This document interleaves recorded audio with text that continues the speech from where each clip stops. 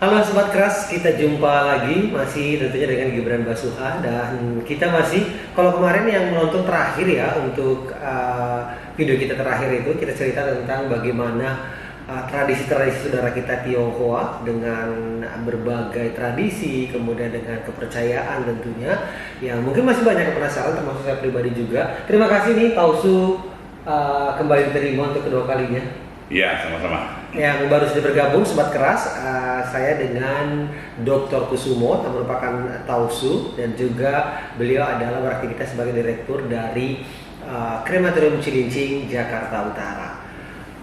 Terima kasih sekali lagi nih Tausu. Kemarin banyak sepertinya yang memberikan respon cukup baik ini. Bahkan teman-teman juga yang di Batam ada memberikan respon berkaitan dengan apa yang kita bahas kemarin, tapi kan masih singkat sekali itu kan Tausu ya. Dan Tausu, kita lanjutkan ini untuk pembahasan yang masih sebenarnya masih sama ini, cuma mungkin lebih butuh pendalaman itu. Sekarang kan ada yang disebut dengan Tausu, kemudian mohon diralat ya, Tausu kalau ada yang salah, Saikong ya, Saikong itu apa sebenarnya ini dan bagaimana sebenarnya posisinya dalam kepercayaan saudara-saudara kita di Tionghoa. Baik, selamat pagi. Iya. Kita pada hari ini kita ketemu lagi sama-sama kita meluruskan supaya bangsa kita ini banyak mengerti keadaan. Kalau dibicarakan masalah Saikong dan Tausu, Saikong itu sebetulnya ya sebagai satu kayak guru ngaji. Oke, baik. Kalau ini bisa di Indonesia kita pakai guru ngaji. Tausu itu adalah sebagai kayak kalau di kita Islam itu adalah kiai ustadz. Oke, baik. Berarti pembuka agama. Pembuka agama itu adalah Tausu. Jadi di Medan kebanyakan orang taunya Saikong. Karena Tausu ini orang banyak nggak ngerti apa yang Tausu. Berhubung waktu zaman dulu orang etnis keturunan Tionghoa ini ada lari datang ke negara-negara di Indonesia ini, hanya masuk ke Indonesia ini hanya orang nggak tahu Tausu, taunya adalah Saikong. Oke. Saikong setiap orang meninggal dialah pimpinan upacara doa sampai selesai ya. Jadi Saikong.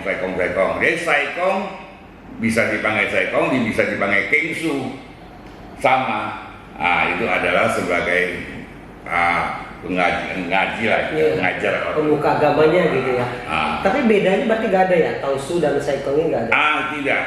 Tidak ada bedanya, itu hanya sama. Oke. Kemudian?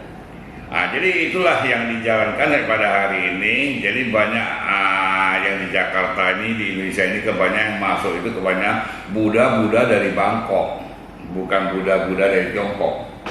Oh baik, berarti asalnya nih. Oke. Kemudian? Jadi orang tuh nggak tahu itu kalau bukan Saikong dan Kengsu itu adalah ciri-ciri khas panggilan dari aliran Taoisme. Tausu. Oke. Tausu. Bagian tahu lah, karena tahunya gitu ya. Kalau Saikongnya? Saikong juga sama. Ada Tausu, Saikong.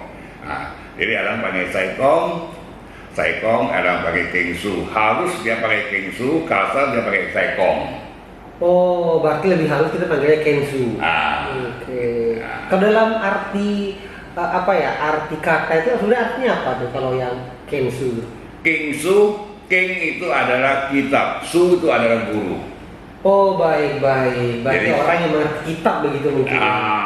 Oke, baik.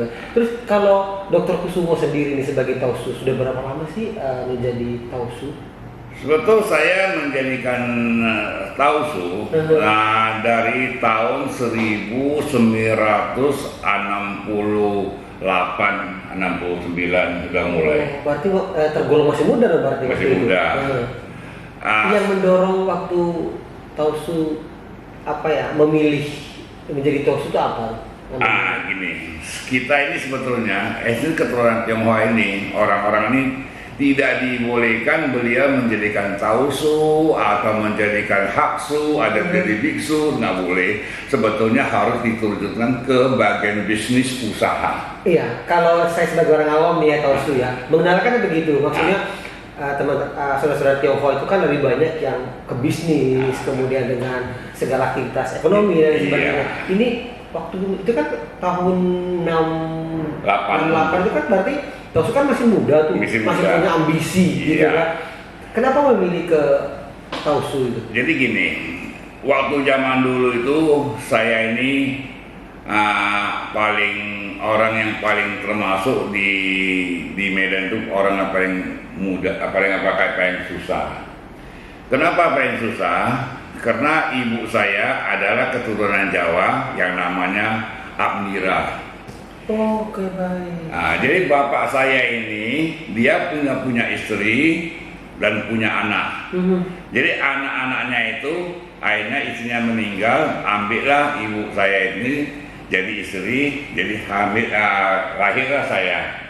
Udah lahir saya itu, saya ini hanya sebagai satu anak, kayak anak yang agak susah lah, tinggal sini, tinggal sana, kayak begitu.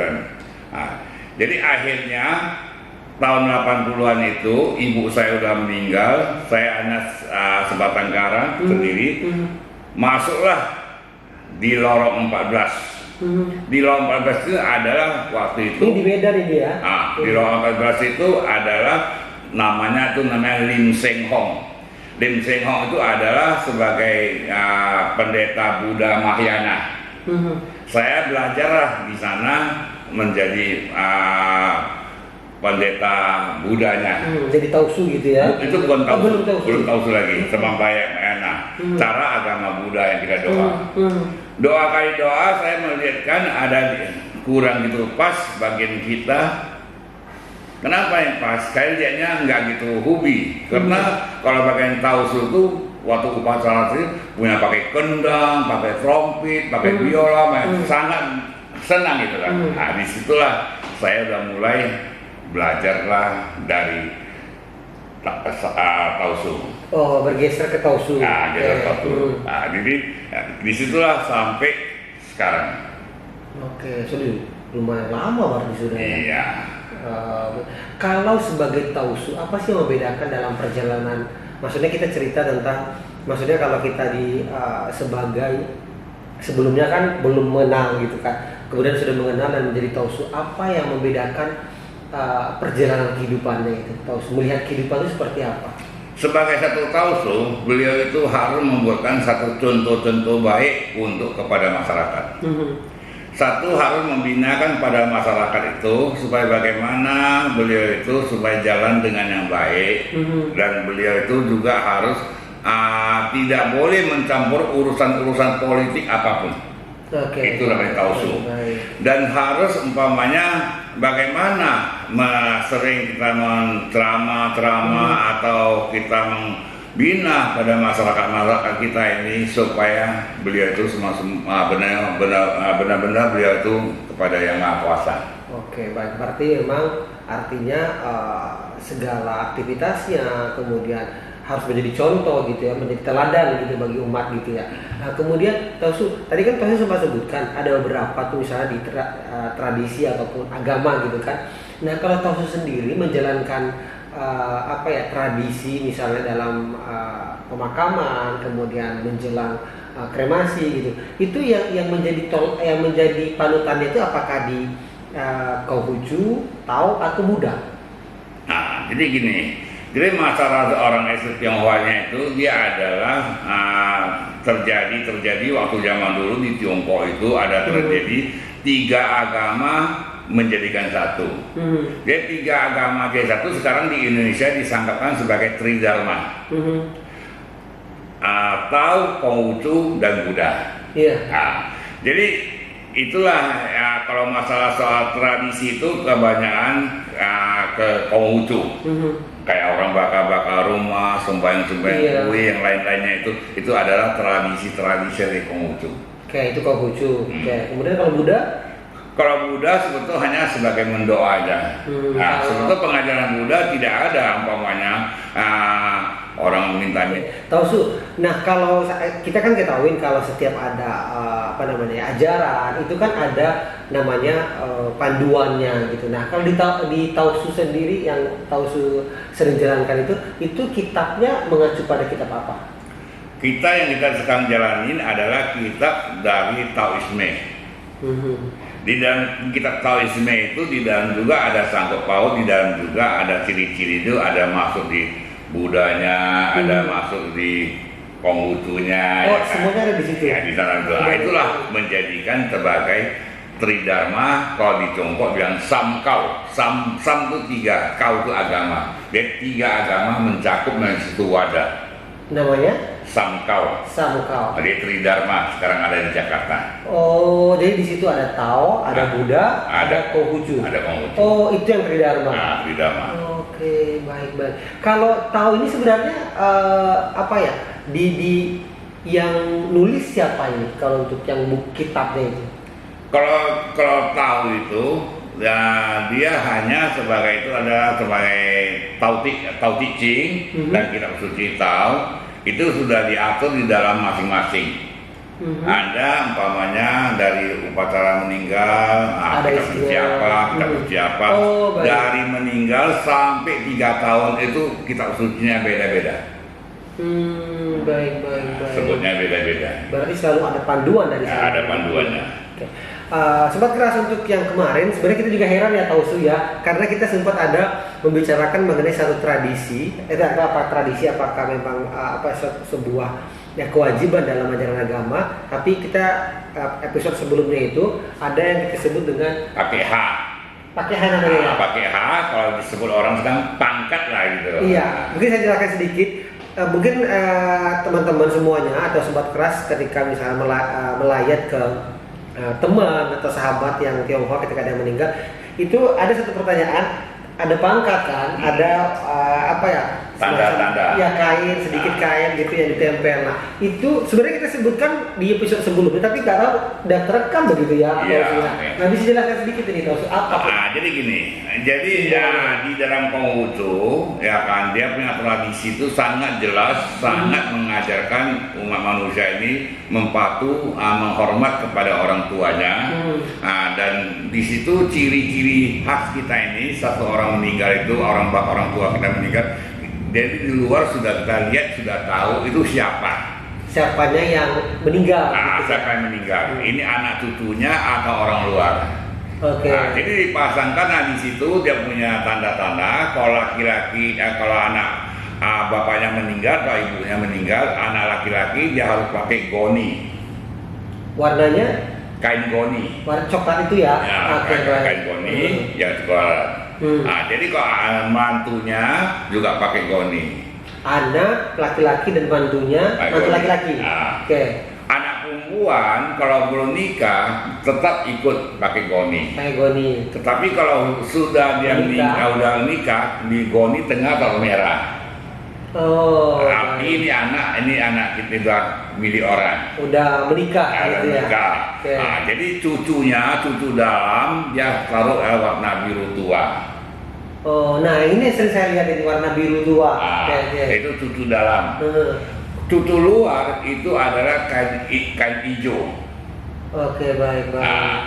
Kalau lagi banyak lagi. Kalau ada hitam itu adalah bersaudara abang adik.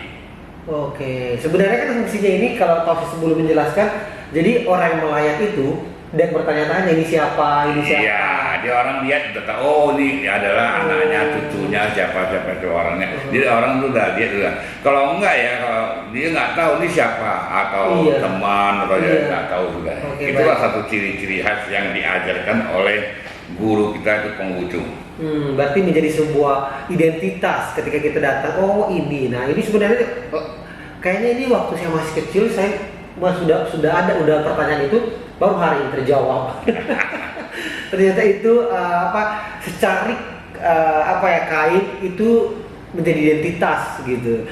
Kemudian Tausu kan sebagai juga ketua Majelis Tionghoa Indonesia. Majelis Tao Indonesia. Nah, sempat juga kita singgung di episode sebelumnya, tapi mungkin ada penegasan juga kali ini mungkin Tausu. Apakah di dalam praktek dari Tausu ataupun Saikong gitu melayani masyarakat, melayani umat itu harus ada apa ya namanya ID atau sertifikat dari MTI atau gimana? Sebetulnya semuanya ini kalau bagian Tausu atau bagian Kingsu atau bagian Saikong semuanya itu harus dia ada sekolah. Udah sekolah harus diberkati oleh guru-guru besar, umpamanya kayak kita ke Tungko. Di Tungko itu nanti akan dikeluarkan, kita punya piagam, udah dites, Anda udah mengerti. Udah gitu baru beliau itu boleh menjadikan Tausu atau jadikan Kingsu. Berhubung di Indonesia ini tidak ada yang datang ke Congkok sana membelajar, ini nggak ada. Semua yang sekarang ada di Medan pun, di Jakarta pun, itu semua hanya ikut-ikutan.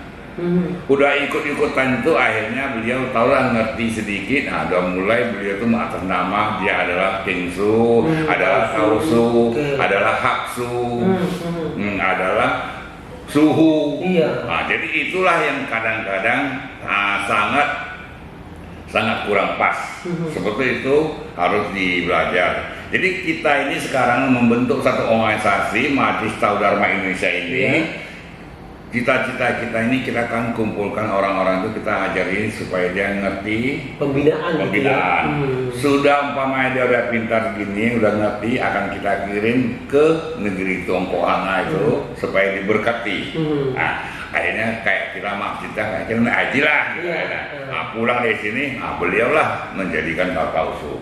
Itu baru benar. Tapi sekarang ini nggak ada, semua hanya ikut-ikutan. Tapi bagus juga kita lihat, kalau nggak ada dia orang gini, hilang, nggak ada lagi, habis. Lama-lama udah meninggal telah habis kan. Teman kadang-kadang kita sangat menyesal juga kepada yang muda-muda yang belajar itu tidak sesuai dengan ajaran-ajaran tahu yang dia belajarin. Berarti ketua Tausu melihat ada kecenderungan begitu juga ya, sudah mulai ada yang terlihat kok jauh nih dari ajaran gitu. Iya, sangat banyak yang kita lihat kayak di Medan, omnom sekarang ini yang jadi Saikong dari ini banyak yang macam-macam lah gitu. Jadi itulah kadang-kadang masyarakat sangat menyesal gitu. Tausu sebagai ketua Majelis Tahu Indonesia, berarti ada kekhawatiran juga regenerasi Tausu ini semacam harus berarti harus digiatkan begitu mungkin. Iya benar. Kalau kita sekarang ini kita luruskan dan nggak kita bina, nanti akan datang tuh lebih kacau lagi. Lebih nggak benar lagi. Jadi masyarakat kita ini orang awam nih mau ikut yang di mana? Nah jadi akhirnya menjadi tidak percayalah bagian ke agama, akhirnya beliau nanti menjadikan kayak otak komunis saja. Karena dia anggap ini, ya kalau ini begini, tidak sesuai kan.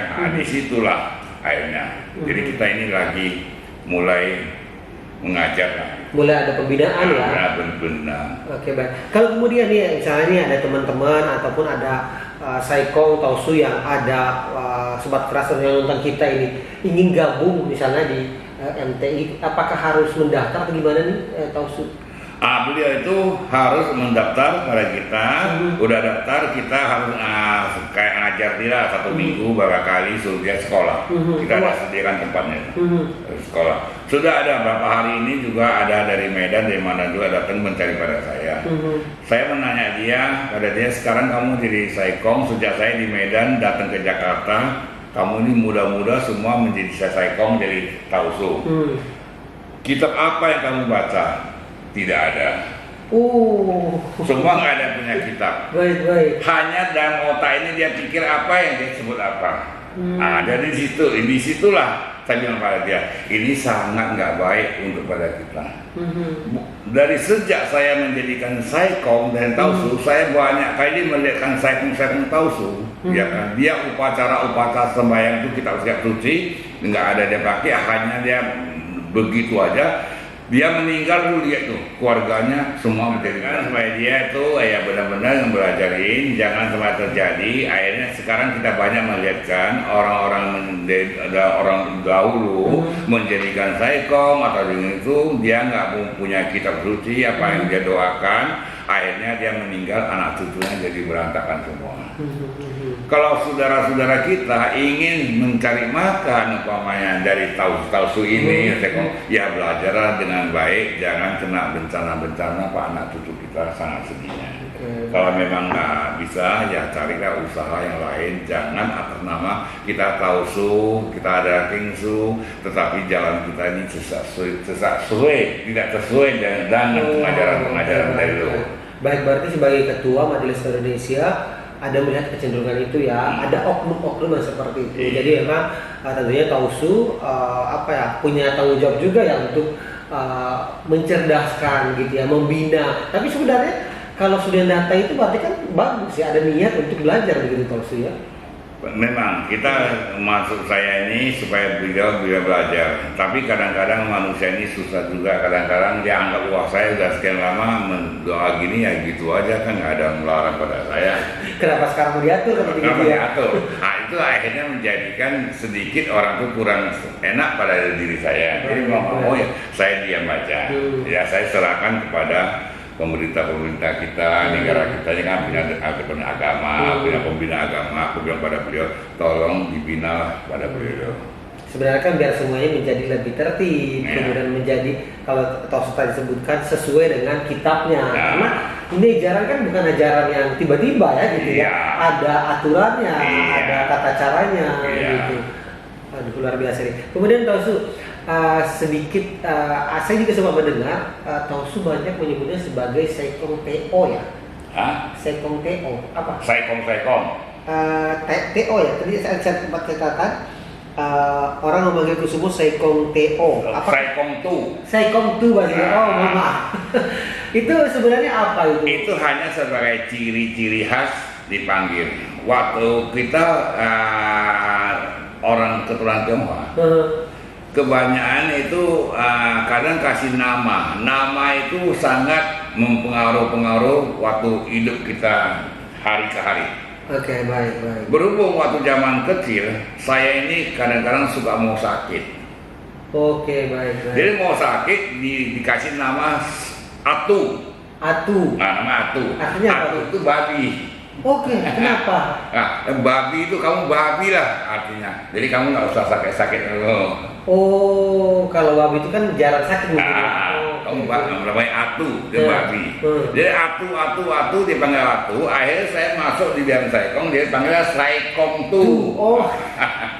Jadi itu ada sejarahnya gitu. Ya. Oh, tapi sebenarnya sama ya. Kadang-kadang Anda kan kalau misalnya sering sakit kecil, kadang-kadang namanya pindah aja namanya gitu kan. Oke, baik. Berpengaruh juga berarti. Jadi nama itu kadang-kadang sangat mempengaruhi dari pengajaran orang Tionghoa ini kan, nama itu pengaruh bisa membawa bencana. Kadang-kadang kenapa anak ini kita piara tidak bisa sampai tua, satu waktu dia meninggal, satu terjadi, itu pengaruh nama. Nama itu bisa dihitung. Oke, baik. Berhubung kita masih cerita tentang budaya, tradisi, kemudian kepercayaan dari Tionghoa ini, kan mungkin sedikit melenceng ini ya tausu, tapi saya ingin mendengar langsung dari tausu sebenarnya pada pandangannya seperti apa kalau kita bicara tentang tentang istilahnya kalau dalam bentuk rumah apa namanya? Hong Shui. Ya, itu seperti apa sebenarnya itu? Hong Shui ini sebetulnya semuanya ada ciri-ciri. Hong Shui ini sebetulnya bukan agama. Hong Shui ini adalah pemutaran alam. Hong itu adalah angin, Shui itu adalah air. Hong itu langit. Hong itu angin. Shui itu air. Oke. Jadi Hong Shui kalau kita umpamanya dari lahir kita ada membawakan di dalam diri tahun apa kamu lahir? Tahun kerbau apa? Kerbau tanah, kerbau api, kerbau apa? Emas. Jadi kalau kerbau kamu adalah kerbau emas, rumah kamu itu tidak boleh ngadap ke timur, karena timur unsur kayu. Ini harus pembahasan lain nanti sepertinya ini. Jadi kalau rumah tangga itu akan terjadi sering habis dana, habis uang macam-macam lah, sakit dulu terjadi. Jadi itu nanti yang dinamakan Hong Shui. Satu. Keduanya, banyak orang nggak ngerti, bilang kita suruh orang tuh lihat Hong Shui supaya kita ini bisa kaya, supaya Hong Shui itu bisa bantu kita. Betul, banyak seperti itu. Nah, itu semuanya salah. Yang Hong Shui itu, kita bicara Hong Shui bukan untuk kita kaya. Hong Shui itu di dalam itu ada timur, barat, selatan, utara, itu ada garis-garis besar, ada bintang mati, bintang setan, bintang apa, supaya bentang rumah kita itu jangan kena bintang setan atau kena bintang bencana alam, rumah tangga selamat. Oke, baik. Hong Shui bisa datang kekayaan kita, itu tergantung pada kita. Waktu kita hidup banyak kita buat amal, banyak kita menolong orang, banyak macam tuh. Jadi itulah Tuhan yang memberkatkan kepada kita, kita akan bisa jadi bahagia dan makan, ya kan. Dan kalau kita sampai Hong Shui kita bagus, tapi kalau kita nggak bisa kerja dan kita nggak bisa bersosial, ya sama aja bohongan. Jadi kalau kata Tausu, kalau mau kaya jadi bukan Hong Shui-nya ya? Bukan Hong Shui ya, manusianya. Ya kan? Berusaha ya? Harus kamu usaha. Dan kamu usaha, kamu bisa simpan uang. Jangan kamu dapat uang asal 1.000, kamu pakai 300.000, bagaimana kamu bisa kaya? Nah, jadi itu namanya Hong Shui. Nggak ada hubungan ke Hong Shui ya kalau kaya ya. Tapi tadi disebutkan bahwa Hong Shui itu membuat mungkin artinya ada filosofinya ya. Iya, ada filosofi. Ya, artinya ketika hidupnya tentram, rumah enak ditempatin, otomatis kita juga enak untuk berusaha. Nggak panas lah gitu ya. Karena itu di dalam Hong Shui kan timur, barat, selatan, utara itu masing-masing itu ada dia punya bintang-bintang, ya bintang sial, bintang setan, bintang apa di sana. Jadi pas kita punya pintu itu jangan sempat kena gitu. Nah, itulah namanya Hong Shui. Baik.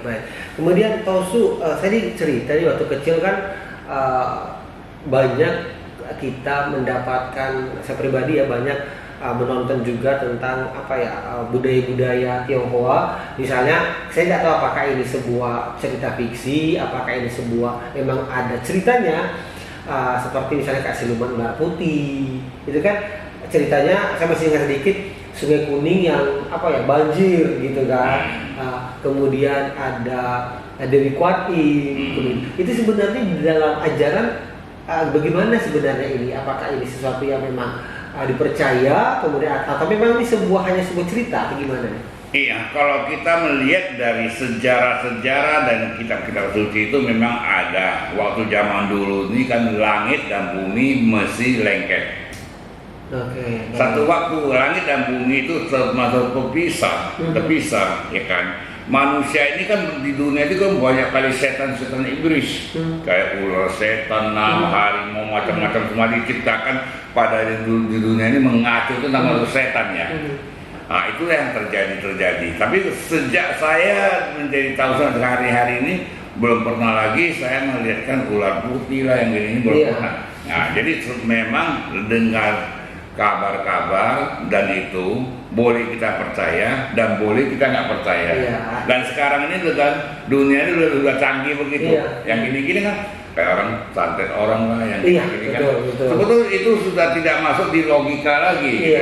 Nah, jadi kenapa bisa terjadi kadang-kadang kamu bilang orang tuh nggak bisa kena santet, kenapa orang bisa kena santet bisa mati?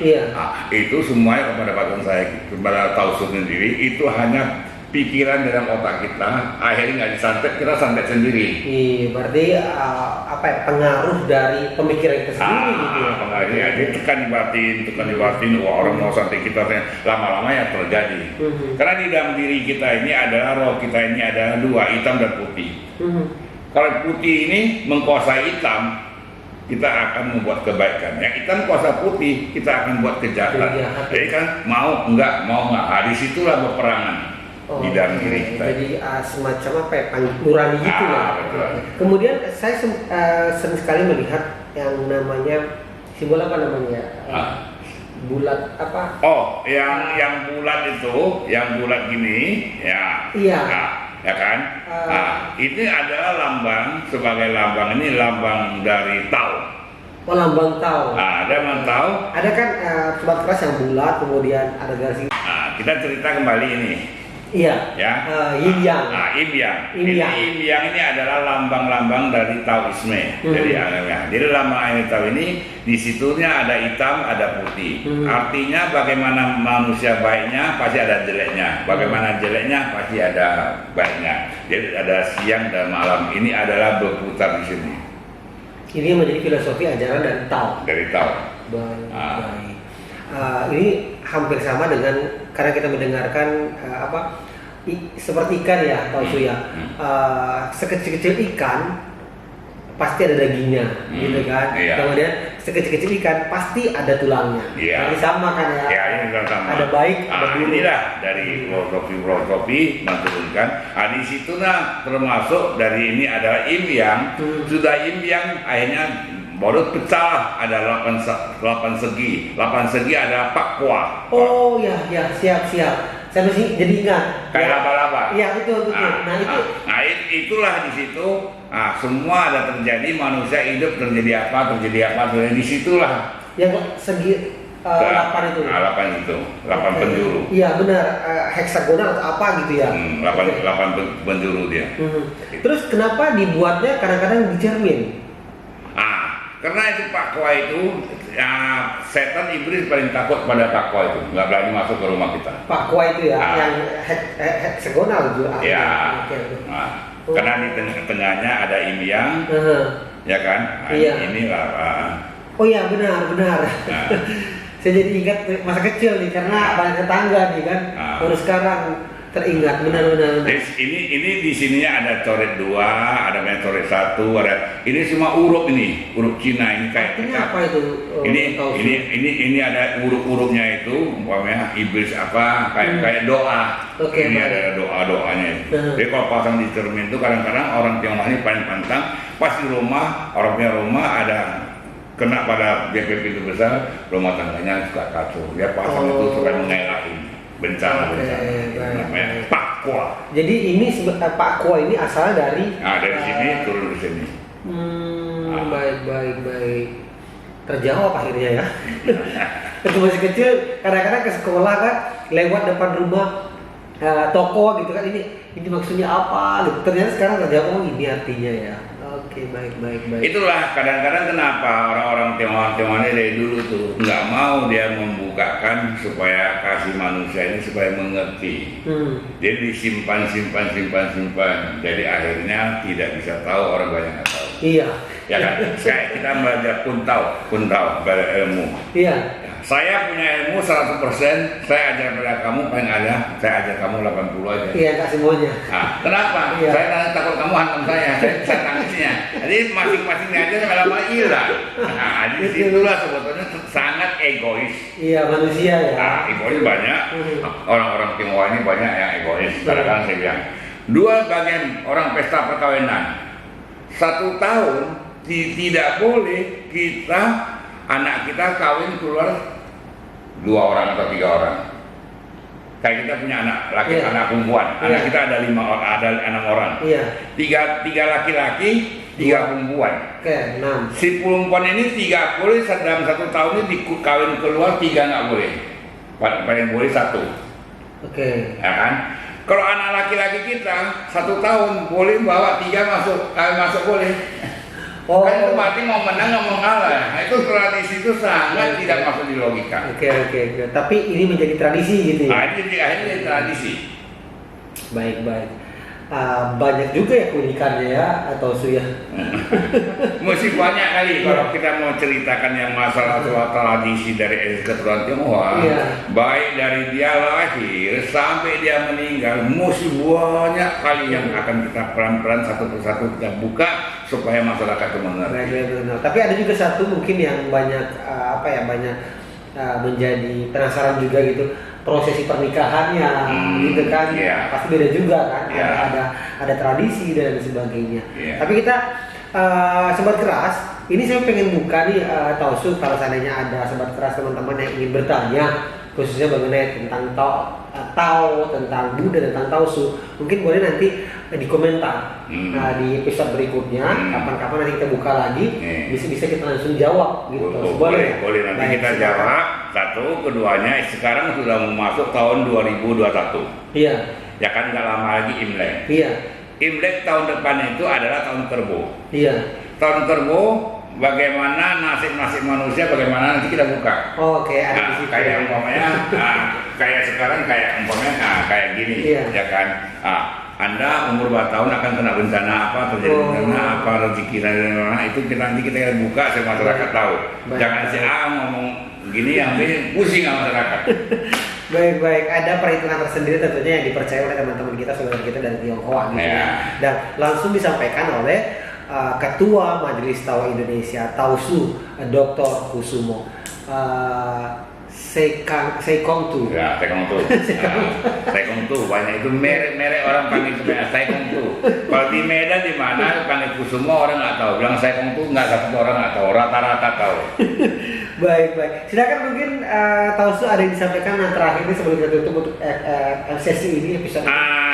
Masih banyak lagi yang akan kita menyampaikan kepada masyarakat keturunan Tionghoa, baik masyarakat keturunan Tionghoa ataupun yang bukan masyarakat Tionghoa, termasuk anak bangsa kita semuanya. Iya, kita sama-sama tahu, kita sama-sama kita mempelajari supaya yang benar ya kita pakai, yang nggak benar kita buangin. Tradisi boleh dipakai, boleh yang enggak. Itu yang ingin nanti kita sampaikan. Masih banyak lagi. Baik, terima kasih banyak. Ya, Tausu waktunya. Sama. Dan tentunya jangan lupa yang ingin bertanya silakan di komen saja nanti kapan kita ada kesempatan lagi, Tausu ada kesempatan lagi tentunya menyempatkan waktu kita akan jawab semua pertanyaan berkaitan dengan tentunya tentang Tao, kemudian tentang tradisi-tradisi yang mungkin menjadi pertanyaan Anda selama ini. Terima kasih Sobat Keras. Akhirnya, Assalamualaikum warahmatullahi wabarakatuh. Ya. Terima kasih banyak Tausu. Ya.